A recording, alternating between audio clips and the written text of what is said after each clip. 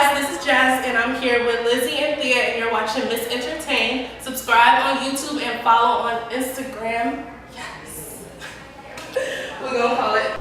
Hi guys, I'm Lindsay. And I'm Thea. And this is Miss Entertain. So we are here with the gorgeous, intelligent YouTuber, Jazmyne Drakeford. Hey. Thank you so much for joining us. Thanks for having me. All right, so for the people watching who aren't familiar with what you do and why we're in love with you, could you please just give them a little bit tidbit about who you are? Well, my name is Jazmyne. I'm from the Bay Area, and I am a YouTuber slash entrepreneur slash activist slash everything.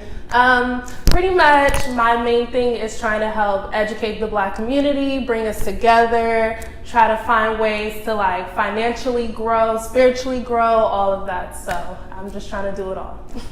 And that's great. That's amazing. We're in love with your YouTube show. Thank you.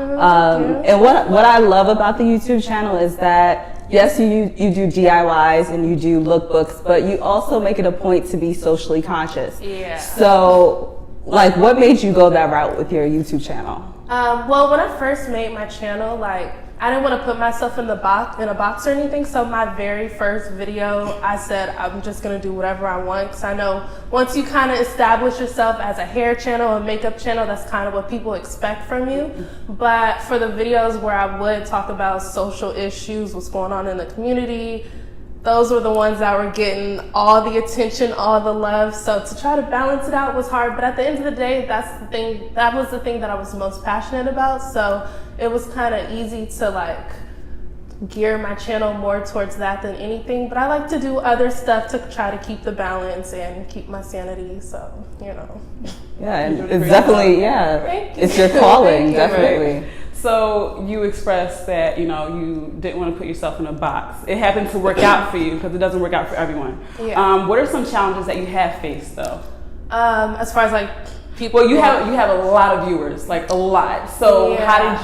how did you build that? Did you face any challenges? Well, I think my biggest challenge is because I don't put myself in the box, it gives people the ability to say, hey, this is what we would like you to do. But because even though I don't want to establish myself as a specific type of channel, there are certain things I try to stay away from. Like I try to stay away from hair tutorials, makeup tutorials, only because it's what you see so much on YouTube, especially from Black women. And it's like, no shade to them because I'm subscribed to every single one of them. But it's like, this is what's already being done. This is what you see. This is the norm for Black women in this like industry or whatever. So it's like I kind of want to show the other side of what Black women can bring to the table and show that we can do more than hair and makeup. But I mean, we're good at it, but you know. But, you know, I just felt like I was kind of helping fill that void in the YouTube world. Okay.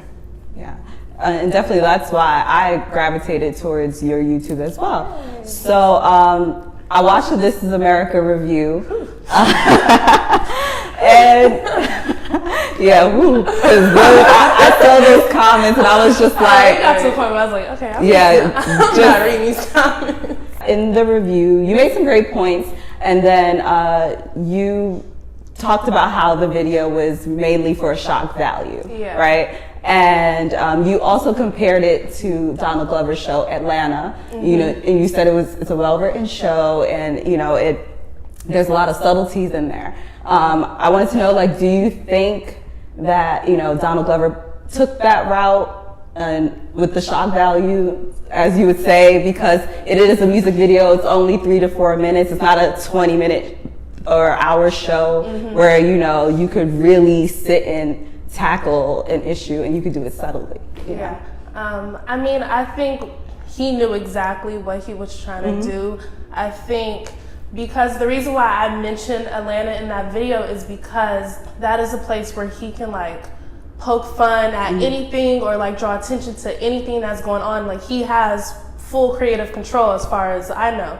And so the fact that he was able to bring light to so many different issues in such a creative way, and then to turn and do This Is America, which I felt like it wasn't really that creative. Like people were so blown away by it, but I'm just like, why? Because we see this regularly. So what is so shocking about it? And I just felt like he knew that this was gonna get people's attention, but more for like clickbait type of thing. Yeah. So I just wasn't with it.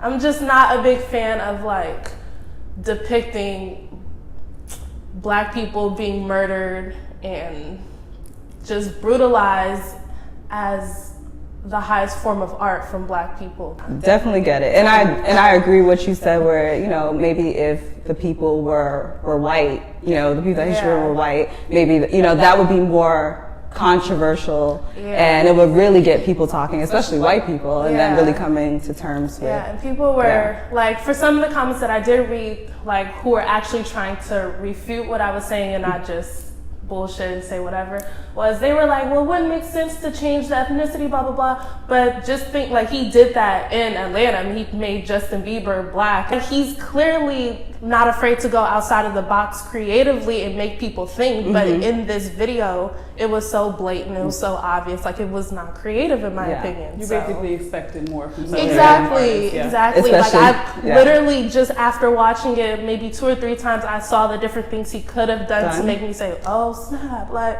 but no, because he's supposed to be the oh, snap person. There was no oh, snap. He didn't give us that.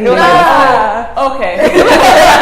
Exactly. I mean, the way it was shot was beautiful. Like, the imagery was very powerful. But I was like, y'all be so impressed by the most basic shit. Like, get out of here. Got it. All right, so watching your videos, I see you like to get into the meat of things. Not to be controversial, but you bring up important topics. Yeah. So I saw your video, Obama hasn't done shit for Black people. And I'm just curious as to why you chose, because I watched the video and I saw that obviously you weren't actually saying that. So what made you make that title? Well, one thing on YouTube that I do understand is there's a difference between like clickbait and then something that's going to grasp your attention. And a lot of people, like, ever see videos and the thumbnail has nothing to do with the video, or it says something like, I was kidnapped, but then it's a story of a bad date or something like that. The reason why I chose that is because so many people would see that title, and some people would think that's what I'm going to say, but so many people know that that's what a lot of people think, and it's something that we hear often. So it was my response to people who say that. And so my response wasn't so much saying that Obama didn't do anything for Black people. It's just, for those of you who do say that, it's why would you expect some huge change from, one Black person being put into office surrounded by all these white people in a country that has like done so much bad. Like, why do you think one person can reverse that in 4 to 8 years? So it was really just my response to that, but I wanted a title that would like capture the attention, because it's easy to put up a title that sounds like an essay, like, here's my response to blah, blah, blah. Then people are just like, oh, here we go.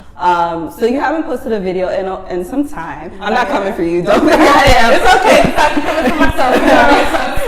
The reason I say that is because you do talk about pop culture, and currently, we see Kanye with the MAGA hats. He's like, all right. I'm getting you prepped. But yeah, so when you see him with the MAGA hat, and then you see him, rocking a Colin Kaepernick t-shirt, huge marketing ploy. But I wanted to know your thoughts on this, like, why do you think the Black community has not canceled Kanye, but we have dismissed people like Chrisette Michelle, and like, do you think it's a double standard? I think it's a double standard, but I think there's levels to double standards. There's some that we can just, we're more accepting of, and then there's some where it's like, oh, you can't do that. He's canceled for me, but there's like, he's not. Like, his old stuff isn't canceled for me. But it's like, I'm not going to support anything he's doing currently or in the future. The reason why I feel like so many people haven't fully canceled Kanye is because I think what he's done for the culture is still more impactful than what he's currently doing. And I feel like a lot of people also understand, like, I'm all for like discussing mental health and all of that, but a lot of people are trying to use that as an excuse for like his behavior. And so it's like, you can't use the excuse of having some type of mental disorder for being an asshole, because that's really what you're like. Like, you're just being a dickhead. I've never used that word before, but like, damn it, Kanye, you're bringing it out. But like, the thing with Kanye is just, I think because we were able to see the trajectory of his life and we can see like his ups and downs and the stuff that he's going to and the people he's surrounding himself by, I think we still understand it. It's not that we're saying it's acceptable, but it's like, damn, like you're in a shitty place. But as for like Chrisette Michele and the double standard, because don't you feel that we are harder on Black women? Like she is dismissed. Definitely. There was a comment, someone said that she's like giving voice lessons now. Like, you know, like she's pretty much done. Well, to compare like, well, on the surface, to make it Kanye versus Chrisette Michele, not like man versus woman. I mean, obviously Kanye has been more impactful in the Black community culturally than Chrisette Michele has, but Black culture in general right now, we have a bad habit of canceling people just right off the bat. Like there's certain things like, oh no, you need to be canceled.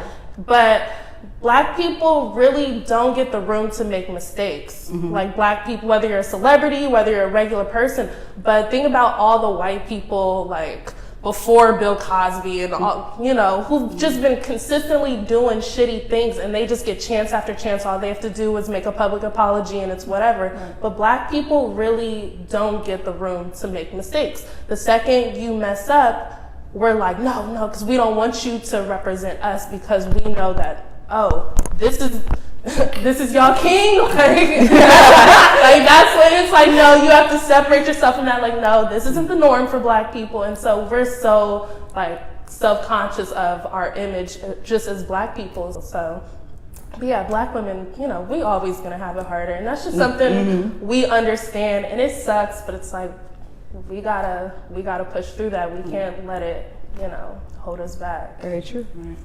So this is your craft. This is you. This is very personal to you, I'm assuming. How do you deal with negativity when people like attack these are your opinions, you know, when they make these personal attacks on you? How do you deal with that? Well, from the very beginning, I knew that, well, I guess I'm gonna say as a kid, like my parents always raised me to like have a high level of confidence and like if you're sure about what you're doing, what you're saying, then it's like go with it.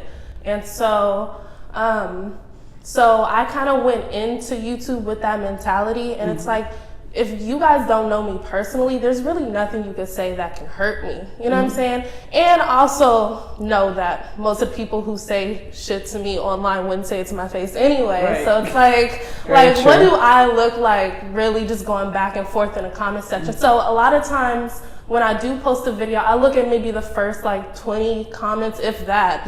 But after a while, I don't look because it's like I said what I said. And most people, if they really want to have not really a one-on-one, but really want to have a conversation about it, they might say what they want to say in the comment section, but usually they'll come to my Twitter and they'll come to my Instagram because on there, I'm quicker to respond. Like I'm not going to argue with you. I've said multiple times, I don't argue with people over the internet, especially not white people, sorry, but whatever. But don't be sorry. Like, there's people who be like, hey, so I watched your video and I'm just curious about your point, because they know like they really want to have like a better understanding of what I was trying to say. So what's next for you? Any other partnerships or business ventures that you could tell us? Well, one of the reasons why, like you said, I haven't really been posting as much. I mean, there's multiple reasons, but I've been shifting more to the business side of creativity than just being the face of something, being in front of the camera. And another thing is, like, on my channel, I do talk a lot about entrepreneurship, starting your own business, the importance of Black people having a business, but it's so easy to just talk about it and be like, hey, go do it, but it's really hard. So I'm currently working on ways to make it easier for Black businesses to promote themselves, to make it easier for Black creatives to get paid, because there's so many Black people out here who are promoting products and brands, but they're not actually getting paid. Like a free t-shirt isn't gonna pay my bills. So just trying to teach Black creatives like the marketing side, trying to help them out over there. So I'm working on a couple of different ventures. One of them should be launching very soon, so I have to keep that one on the wraps. And actually a couple friends from back home and I are working on a series based on the city that I'm from, and that's also a little bit on the wraps. But you know, I'm busy. A lot of people are like, when's the next video? And it's like, I haven't given up on y'all. It's just I'm doing stuff. Is this a scripted series? It's a scripted series. Oh, wow. Yes, so. Oh, awesome. Another Issa Rae or something Right, we yeah. got. Like, I'm trying. no, you're succeeding.